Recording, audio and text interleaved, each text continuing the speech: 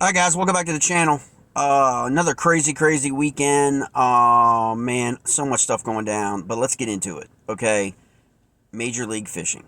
Those of you guys that most of you know follow the channel. I was, covering the Toyota Series and was out on the Potomac for the Toyota Series.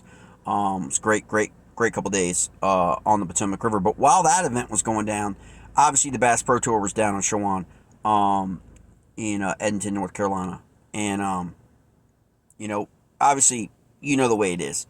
It's a family, in terms of that everyone in MLF follows all the different series, all the trails kind of knows what's going on. Things just a ripple effect. Things just go through. Anglers follow everything on social media now. And so when it kind of broke, most people didn't kind of understand, over the weekend, what exactly happened with Zach Birge, right? And it just seems like to people, when there's not really, we get these media advisories from the MLF, okay? And it's like half the time they're cryptic, half the time no one even understands what the media advisory was, what it meant, what really was the implications. It's always having to read between the lines.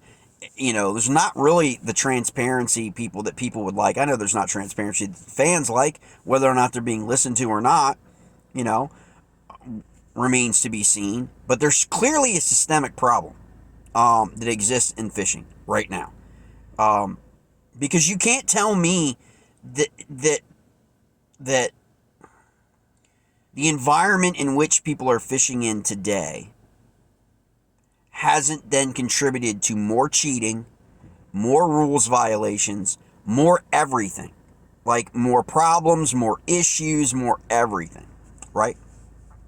And so when you take a step back, there are a couple things that have developed with the MLF over the last, this season, okay? And I didn't do any videos about the James Watson thing because I thought James Watson thing was absolutely absurd and ridiculous. And this is the problem that exists that no one really wants to talk about in the fishing community. Because let's face it, like at the core, anglers, bass fishermen, especially, are patriotic individuals. Okay, they are. All right, they are like very patriotic, very supportive of the military, very supportive of what I call Americanism. Okay, and what it means to be an American. Okay, I know may sound to some people, okay, who may be on the other side. Okay, but bass fishing has always been in its core a very American, right? And you're going to tell me how James Watson was treated was American? I mean, think about that for a second. James Watson wasn't suspended for anything that had anything to do with fishing. Okay? So now we've got it on both sides. Now we've got a James Watson suspension for like 2 years, okay, for nothing, had nothing to do with fishing. Okay? Nothing. And then we have people on the water cheating who get caught cheating, but they're not suspended to anything even remotely close to what James Watson was suspended for. I mean, think about that for a second. Okay? Why was James Watson suspended, right? And this could be why you haven't heard from Zach Birge, okay, since all this went down. I don't know if you all know this or not, but he didn't go up on the stage. He was in the championship round, okay? They all go up. He didn't go up on the stage, okay? I don't think to this date, as of this morning, he's spoken publicly about this at all. And maybe everyone should start to ask themselves why. Okay? Because I can tell you right now, there's no way in hell you're going to effing tell me that had it been Jacob Wheeler or Dustin Connell or even Mark Daniels or anyone else that you can freaking name in that final, although Mark probably wasn't there. I don't think Mark was on the last day. But you're going to tell me that if the same situation happened to them, that they'd have gotten DQ'd? That they'd have lost 7 fish? Like they did with Zack? And for those of you who don't know, Zack had 7 fish freaking removed because he drained his boat to get under a bridge, okay? Seen it dozens of times. I've seen it dozens of times. So have you. Okay? Seen it on TV, on all the time, on live. Think about this for a second. I want everyone to think about this for a second. And this is how systemic the problem is for MLF. Does anyone honestly believe that a professional angler whose career it is to fish on a live with an official in the boat is going to just blatantly break a rule? Just blatantly, just on a live, do something that is absolutely obvious against the rules. You think that's going to happen? It's one thing if someone does something on the side of the boat or whatever, or the lot. We saw that at Cayuga. Okay. I'm talking about, you think a guy's going to get out of his boat and pull his drain plug if he knew?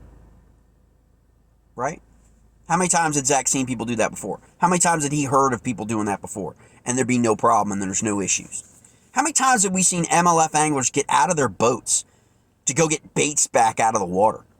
How many times have we seen on live? How many times have we seen guys get out of their boat on live in the last few years?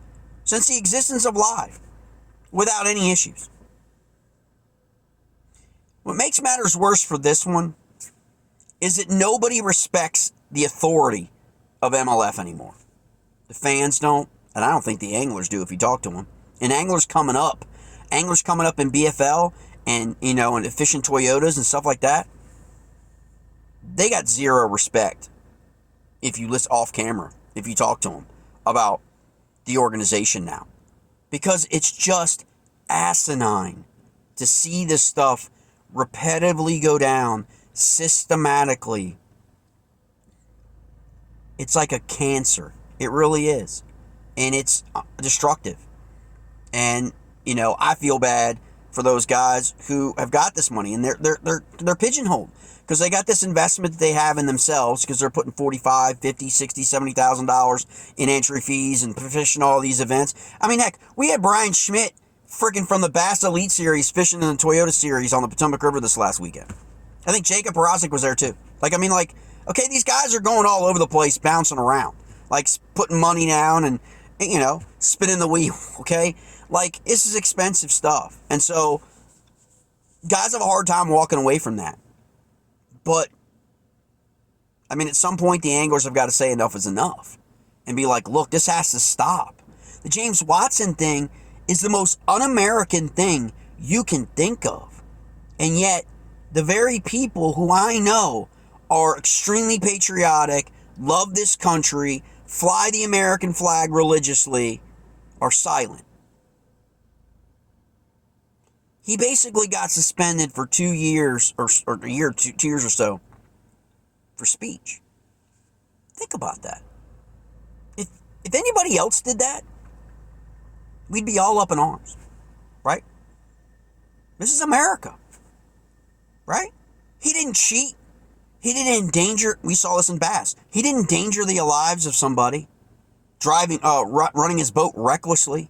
He didn't break a rule on the water. He didn't cheat people out of entry fees, right? But yet people who cheat in MLF on live, depending on who they are, they get away with it. Slap on the wrist. We're not going to give you the $40-some thousand that you earned. We're just going to take that away. Well, that's not really a penalty, is it? Is that really a penalty? DQ a guy, he didn't get that money to begin with. He didn't have that money in his pocket when he showed up for the event, right? You didn't really punitively hurt him, okay? And he cheated, according to you, okay? According to the ruling, the powers that be.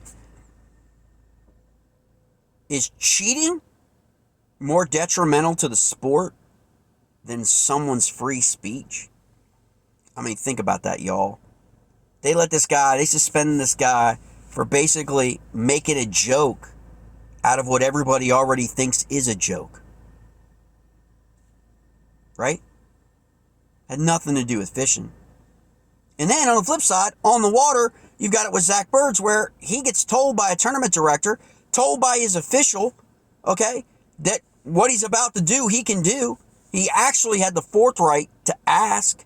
He actually took it upon himself not to ask for forgiveness, right? But to ask for permission, This is what I'm going to do. This is why I'm going to do it. Am I allowed to do it? Okay? And he was told yes. Until he was told no. And the real question is, who said no? Who was it that actually said no? Listen, if the tournament director tells you that you can do something and you go out and do it, how do you take the guy's fish away? It's a systemic problem, guys. Like, I'm telling you, man, great organization. No, great events. When people start losing faith, and then it comes down to the sponsors. It's going to come down to sponsors. It's going to come down to someone on the outside, and maybe that's what this was all about. I don't know. But I know, and talking with people, and talking with other anglers, and the number one thing, oh, you think that would have happened if it was X? You think it would have happened if it was Y? You think it would have happened if it was Z? Like, and that's the problem. There's no uniformity in enforcement. This guy this would have been his, fishing's about momentum, guys. Can we all agree? Fishing is about, sometimes in professional sports, and especially in fishing, it can be about momentum. When an angler gets hot, he gets hot. Zack had just won. This would have been his second. I had him winning in my fantasy. Okay? If y'all watch TikTok, y'all know. I said basically, you better look out for him. He's coming. He's coming after the groups. And in the knockout round, he's coming. He's putting it together. Okay? And suddenly loses 7 fish for doing exactly what he asked permission to do and exactly what people have done. So here's the problem with it, if you think about it objectively. If he'd have had a newer boat, I think he runs a Blazer. If he'd have had a newer boat, right? One of the later new, not that his boat's not, new in terms of the year. A remote drain plug. Okay? If he'd had a remote drain plug in his boat, he could have done exactly what he did. And that would have been okay. But because he didn't have a remote drain plug, and because he had to get out of his boat to get up underneath the hull and actually, pull the plug, that is a rules violation. So who has the advantage? If an event is supposed to be fair and equal, now I'm not saying it's NASCAR where all the cars have to be set up the same way, and although maybe that'd be great to move to that, Bass and MLF, maybe we got to get there. Maybe you got to get there. Maybe you got to go back old school, and they all got to be the same boat from the same manufacturer. Maybe that's what needs to happen. I don't know. But how is it fair that somebody else who has a remote drain plug in their boat has an unfair advantage over someone who doesn't? Because they would have been able to access that creek and access that area underneath that bridge, and Zack would not have been able to, or anybody else that has a model boat that doesn't have a remote drain plug. Is that fair? That's the question people should be asking. Everyone wants to get hot and heated, okay? But I don't think he should have been DQ'd. I don't think he should have lost his fish. I think it's total bullshit, okay? Because he had permission. Doesn't matter what that rule is. If you go to a tournament director, and I'm sorry, if the tournament director doesn't understand their own rules, and if an official in the boat doesn't understand the rules, they shouldn't be there. They shouldn't be there. Like, again, you've got to understand and know what the rules are and the interpretation of the rule or the intent of the rule. Now, there's someone had said out there that the tournament director actually asked Zack if he had a remote drain plug. If he asked that question, then why didn't the tournament director immediately say, nope, you can't get out of the boat? That's not what he did. Reportedly, that's not what he did. Reportedly, he gave him permission as long as you remain in contact with your boat. Right? It's kind of the way the rule reads, or is it another gray? Are we living in the gray in professional fishing these days? Okay? And that's the problem. You can't live in the gray. It's got to be black and white for everybody. It can't be these rules and that rules for this. And because, James is saying funny, ridiculous stuff that we've got to silence him. We've got to silence his speech. That's not real American. MLF. You fly the American flag. You pay tribute to tons of military personnel, whether it be Veterans Day, whether it be Memorial Day. But you trash everything that those men and women died for. That's what you've done by suspending James Watson. That is what you've done. Because he was exercising free speech. You didn't like his speech. Okay. Did you have to suspend him? Did you have to take his livelihood from him? The man's building a freaking house, right? Did you have to I mean, all these things just keep happening. They're systemic, not just the MLF. Bass has its issues as well, okay, that have happened this year, okay? Bass is just better at containing it. That's all. I mean, I'll be honest, they're just better. Or they have a better PR team or what? They're just better at containing it than MLF is. But these things are ridiculous. So Zack gets suspended. He drops all the way back down, I think, to 10th. In the final on the final championship round. Did the right thing. He did everything that we tell our kids to do. He did. Go to an official. Ask if it's okay. Make sure that you're allowed to do what you're going to do. All of these things. How is this message being sent to future anglers? What is the message being sent to future anglers? Okay? That when you get permission from a tournament director to go out and to catch fish and to get to where you're going to get, how you're going to get there, and then you do it, you catch fish, and then they take the fish away from you. It's just not a good look. It's not a good message. Again, this is yet another instance, and MLF has gotten it wrong. They've gotten it wrong. This one's on the tournament director and the official in the boat. Okay? The official in the boat and the tournament director for allowing this to happen. They could have informed him, no, you can't do that, Zack. And Zack could have then planned out his day and just gone to plan B, plan C, or whatever. Okay? But they didn't do that. They didn't do it. And again, don't care what anyone says. I really don't. You can hate on me all you want. You can clown on me all you want. There's no way in hell this happens to a Jacob Wheeler. There's no way in hell this happens to a DC. There's no way in hell it happens to a Mark Daniels. There's no way in hell it happens to any number of those guys that were in the top 10 or top 20 Saturday and Sunday. And you guys know who I'm talking about. Okay? It just wouldn't happen.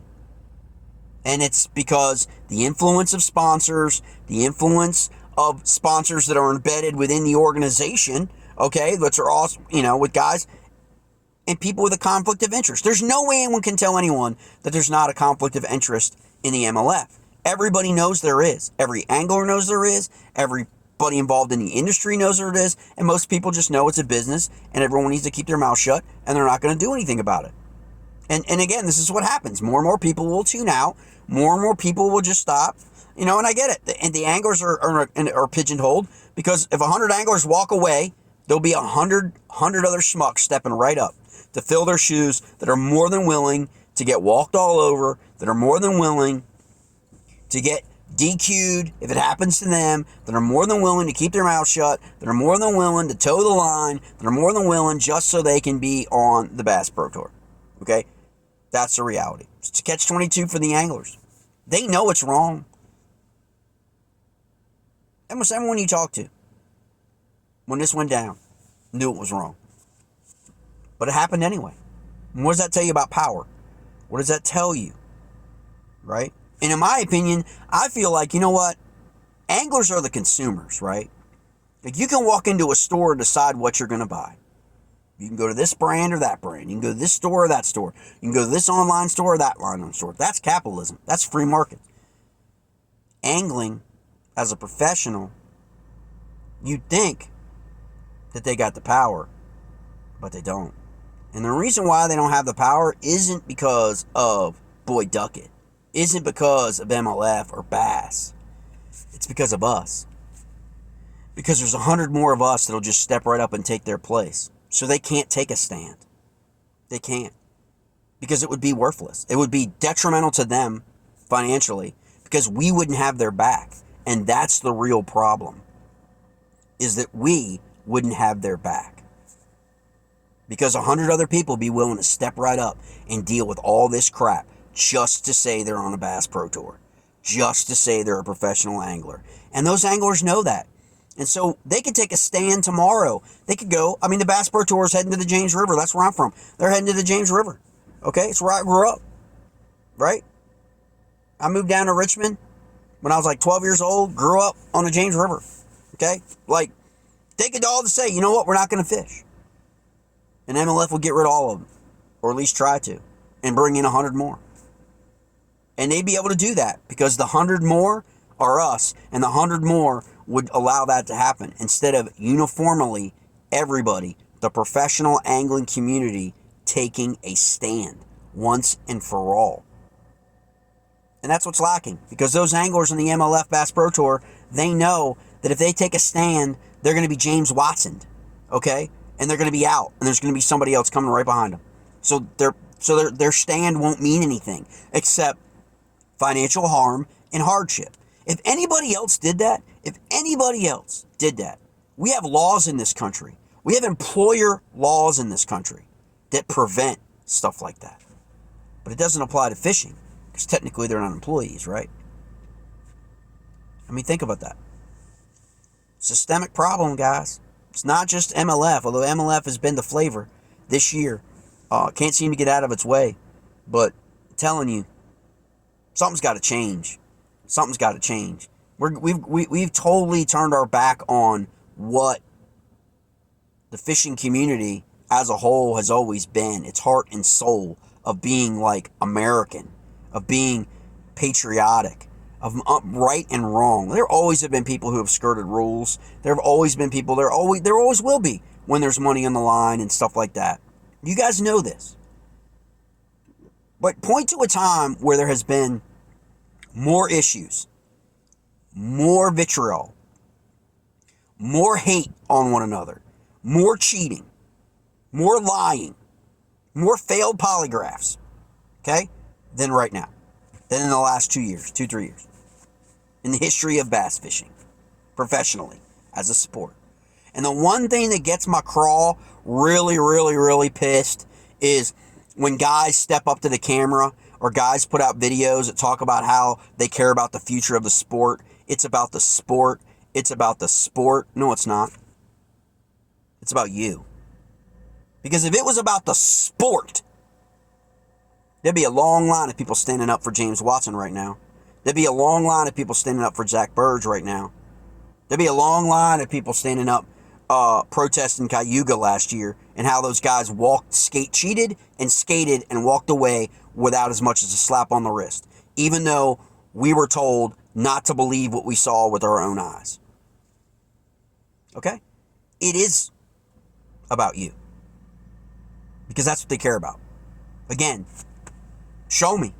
If you care about the future of the sport of bass fishing for future generations, how are you going to be silent? How are you going to just sit there and do nothing about James Watson, about Zach Birge, about these things, Spencer Sheffield last year, other people? Just do nothing.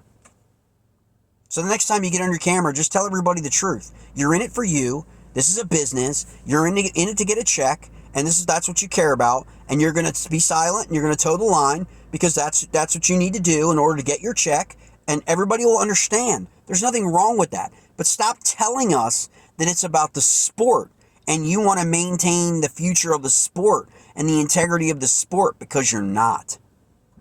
You're not.